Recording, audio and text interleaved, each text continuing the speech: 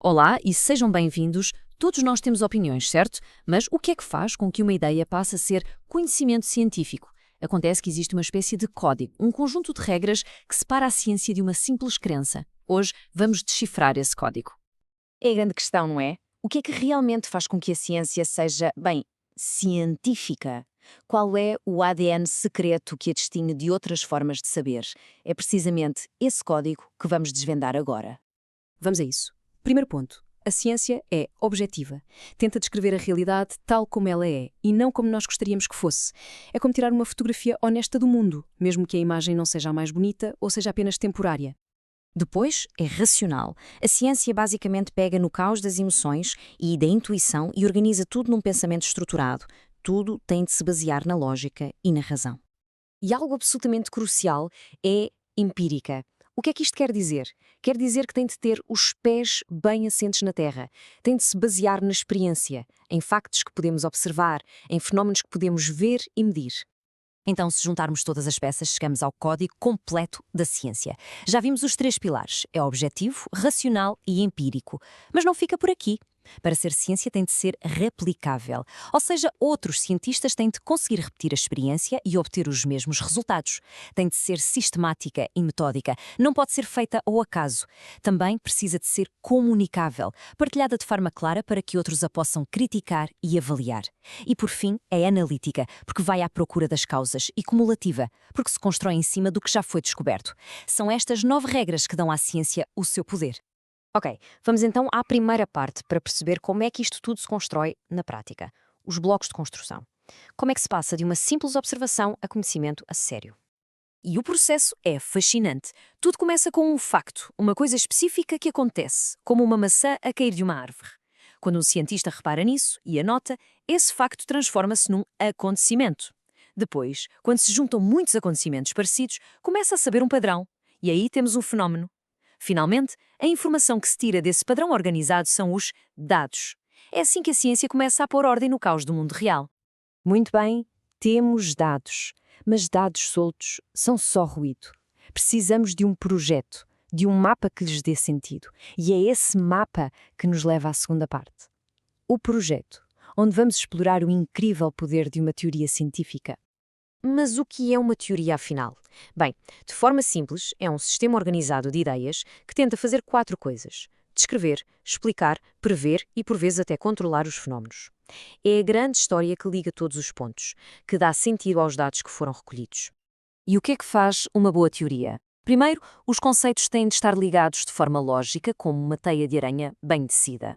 Segundo, tem de ser capaz de fazer previsões sobre o mundo que possam ser testadas.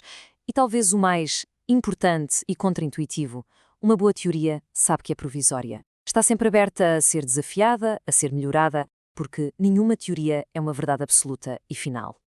E este exemplo clássico ilustra isso na perfeição. Durante séculos, a verdade era que a Terra estava no centro do universo, a teoria geocêntrica.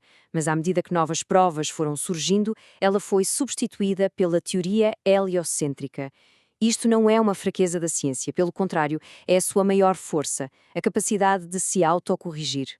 Certo, temos uma teoria, mas como é que sabemos se ela aguenta a pressão da realidade? Bem, temos de a testar. E isso leva-nos à nossa terceira parte, o teste de esforço e as 3 grandes formas de investigar o mundo. Então, como é que os cientistas põem as suas ideias e teorias à prova? Não basta ter uma explicação que soe bem, ela tem de sobreviver ao confronto com a realidade. E para isso existem essencialmente 3 abordagens. A primeira é a investigação descritiva. O nome já diz quase tudo. O objetivo aqui é simples: observar e descrever o que se está a passar.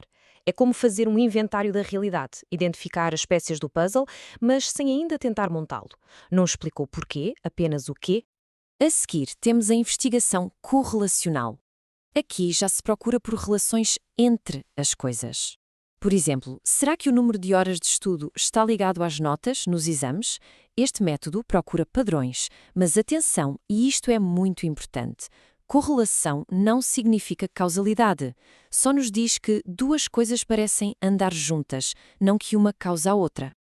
E, finalmente, chegamos ao método mais poderoso, a investigação experimental. É aqui que se testa a sério a causa e o efeito. O investigador não se limita a observar, ele mexe ativamente numa variável para ver o que acontece à outra. É a única forma de se poder dizer com alguma confiança isto causa aquilo. E esta tabela resume tudo de forma muito clara. A investigação descritiva basicamente descreve, a correlacional relaciona e a experimental testa. É fundamental perceber que só a investigação experimental pode realmente provar uma relação de causa e efeito. Cada uma tem o seu papel, mas é crucial entender as suas limitações. Já vimos como a ciência constrói conhecimento e como o testa, mas quando é que o trabalho termina? Pois a resposta é que nunca termina. E isso leva-nos à nossa conclusão. É uma história inacabada, porque a ciência, por natureza, está sempre em andamento. Lembram-se daquela nona regra de que falámos lá no início? A de que a ciência é cumulativa? É aqui que tudo se encaixa. O conhecimento novo é sempre construído sobre os alicerces do conhecimento antigo. Cada nova descoberta é mais um tijolo no edifício que está permanentemente em construção. E isto deixa-nos com uma última questão para reflexão. Que verdade científica que hoje damos como certa será apenas uma nota de rodapé nos livros de história de amanhã? A beleza da ciência não está em ter todas as respostas, mas sim na sua busca incansável e honesta por respostas cada vez melhores.